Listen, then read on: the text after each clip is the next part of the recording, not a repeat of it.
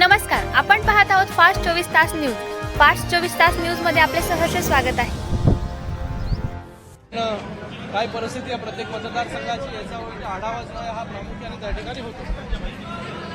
आता साधारण आपण या ठिकाणी सांगितलेलं की पालकमंत्र्यांनी लक्ष द्यावं, त्यानंतर 40 गाव जे आहे पक्वामय करण्याचं आपण सांगितलं. प्रत्येक गावापर्यंत प्रत्येक घरापर्यंत ही शिवसेना गेली पाहिजे.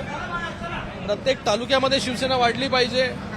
तो कुठलाही तालुका असेल, शिवसेनेची ताकद ही येणाऱ्या काळामध्ये भविष्यामध्ये कशा प्रकारे वाढेल याच्यासाठी सगळ्यांनी मिळून काम केलं पाहिजे. मला वाटतं 40 गाव तालुक्यामध्ये उन्मेष पाटीलजी यांचा प्रवेश जो आहे हा शिवसेनेमध्ये झालेला आहे. त्यांच्या रूपाने जे आहे ताकद, नवीन ताकद जी आहे शिवसेनेला या ठिकाणी मिळालेली आहे. शिवसेनेची ताकद यापूर्वी या 40 गाव तालुक्यामध्ये होती. आता उन्मेष पाटील आल्यामुळे तिकडे ताकद जी आहे ती वाढणार आहे आणि ज्या काही गोष्टी येणाऱ्या काळामध्ये जिल्हा परिषदा निवडणुका असतील, पंचायत समिती निवडणुका असतील, त्या लढून ताकदीने लढून कशा जिंकता येतील याच्यासाठी देखील पक्ष काम करेल. शिंदे साहेबांच्या नेतृत्वावरती विश्वास ठेवून महाराष्ट्रभरातून लोक जे आहे शिवसेनेमध्ये प्रवेश करतायत. आज देखील इकडे मोठ्या प्रमाणामध्ये प्रवेश जो आहे हा शिवसेनेमध्ये झालेला आहे.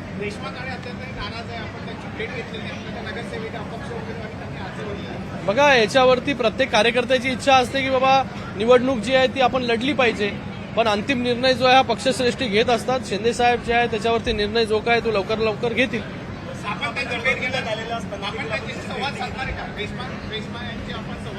बघा, मला वाटतं शिवसेनेचा कार्यकर्ता जो आहे हा आदेशावरती जो आहे चालत असतो, पालन करत असतो त्याच्या. आणि मला वाटतं प्रत्येक कार्यकर्त्याची इच्छा असते की बाबा त्या विधान परिषदेमध्ये असेल, विधानसभेमध्ये असेल, जिल्हा परिषदेमध्ये असेल, आपल्याला तिकीट मिळालं पाहिजे. तशीच गोष्ट जी आहे ती नाशिकमध्ये आहे. नाशिकमध्ये भारतीय जनता पार्टीच्या कार्यकर्त्यांनी त्या ठिकाणी फॉर्म ठेवलेले आहेत. तर मला वाटतं वरिष्ठ नेते एकमेकांशी बोलतील आणि या सगळ्या गोष्टीचा तोडगा जो आहे तो लवकर निघेल. यासाठी गिरीश महाजन जे ते दिल्लीला निघालेले आहात तिढा सोडवण्यासाठी. मला माहिती नाही. सर, बीजेपी टीव्हीवर म्हणतायत की आमचे नगरसेवक जे आहेत ते 5-5 लाखातून चालले जात आहेत. त्यांचे नगरसेवक आहेत. आता मला तो प्रश्न विचारून काय उपयोग आहे. जनता पार्टीने त्या ठिकाणी जंतर मंतरवर आंदोलन सुरू आहे. प्रत्येकाला आंदोलन करण्याचा अधिकार, नैतिक अधिकार जो आहे तो बाबासाहेबांच्या कॉन्स्टिट्यूशनने जो आहे तो या ठिकाणी दिलेला आहे आणि त्या आधारे जे आहे त्या ठिकाणी ते लोक करतायत. परंतु विरोधक असं म्हणताय सत्तेधाऱ्यांकडून आंदोलन चिरडण्याचा प्रश्न होतोय. आता त्यांना परमिशन वगैरे सगळी दिली पोलिसांनी जंतर मंतरवर आंदोलन करण्यासाठी. तर कुठे आंदोलन वगैरे चिरडण्याचं काम कोण करताय? रेश्मा काळे असं म्हणताय की नाशिकची माघार त्या ठिकाणी संपलेली आहे वेळ, त्यामुळे जळगावच्या माघारीची वेळ देखील संपलेली आहे. नाशिकचा दिवस सुटत नाही, त्यामुळे जळगावचा दिवस सुटत नाही.